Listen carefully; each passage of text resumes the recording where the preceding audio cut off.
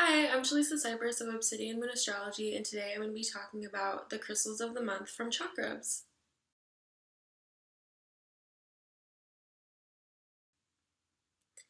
So the first stone that we have today is chrysocolla. So this is like a flat-ish but rounded stone. It's a beautiful turquoise color with kind of this speckled surface.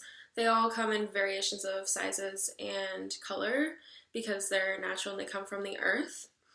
But this stone in particular is really a stone of creativity and communication and opening up the channels for both of those things and being able to creatively communicate or invite in new creative ideas. So when working with chrysocolla, you could use it on the throat, like meditating. If you're laying down, you could use it on your throat.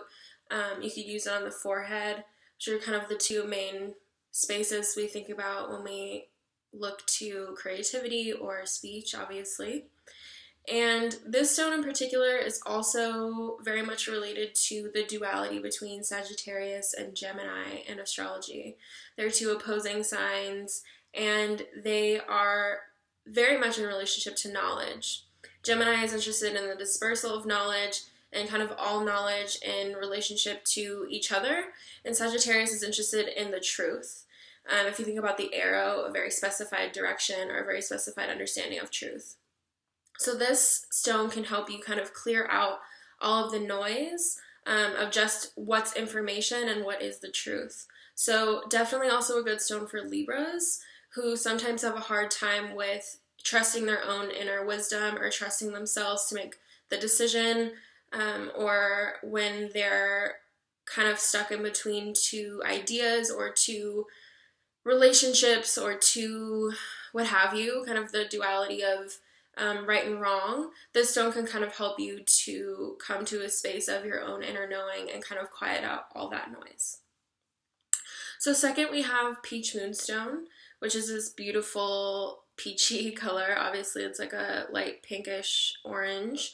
It's extremely good weight. It's pretty heavy, definitely very rounded, so it's a little bit harder to keep on the body.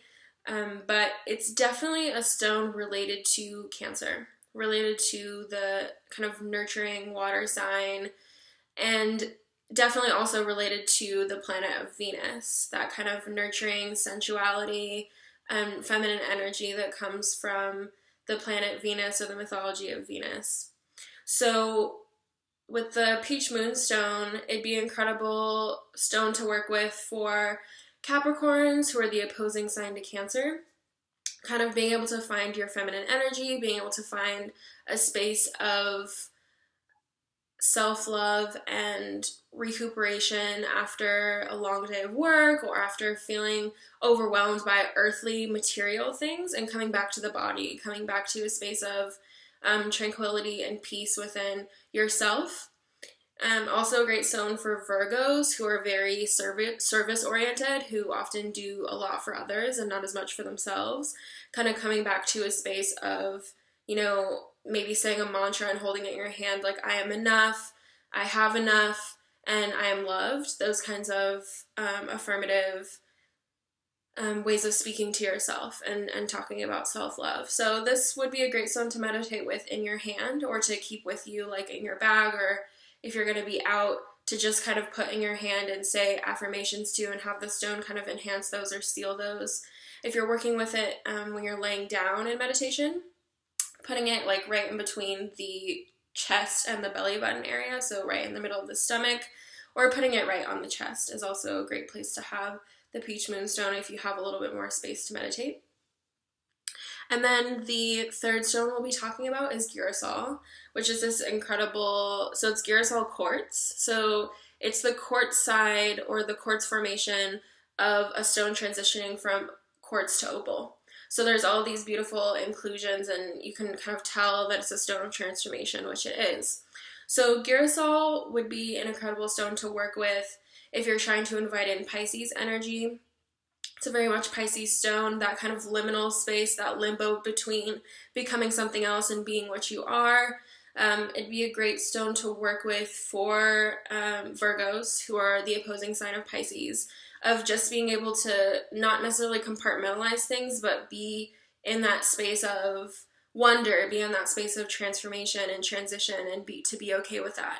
And so it'd be a great stone to meditate with on your forehead if you're lying down, or a stone to have in your hand, again, having in your bag or a place that is easily accessible for you. And have mantras around, I am in my divine process, this transformation is key for my growth, things like that, to kind of get into a space of gaining information and gaining clarity and gaining groundedness in your process of growth and transformation. And the last stone we have is much smaller than all the other ones. It's this ocean jasper, and it's an incredibly beautiful stone, even though it's smaller than the other ones. It's really powerful because of its surface quality. It has all these kind of weird alien-like pools of color and texture. And the ocean jasper, I think, is extremely related to the sign of Taurus. The sign of Taurus is, its kind of one mission is to find peace. And I think that this stone, jasper in general, is related to peace and tranquility, but this ocean jasper, with its sandy quality, it looks like the sand, or maybe like the place where the water and the sand meet. And I think that it would be great for a conscious meditation. So when you're actually looking at and kind of falling into the stone, thinking about yourself as a stone, seeing the quality or the color, of this beautiful stone around you, or within you, or being able to kind of become this amalgamation of different textures and colors and things like that, to kind of embody that sense of being one with the earth. It definitely has a lot of earth energy. So this would be a great stone for air signs who can get up in their heads a lot and who need kind of a space like, I am a part of the earth, mantras around groundedness, being in your path, and being able to kind of stay in the moment and recognize where you're at in your process and kind of come to peace with that, finding peace not necessarily in your surroundings, but in yourself, and using the stone to help you do that, using the quality of the stone to help guide you in that process. So those are the 4 stones for March, and all of them will be listed in the link below. To find them on Chakrubs, on the Chakrubs website, it'll be in the accessories section, and I will see you next time.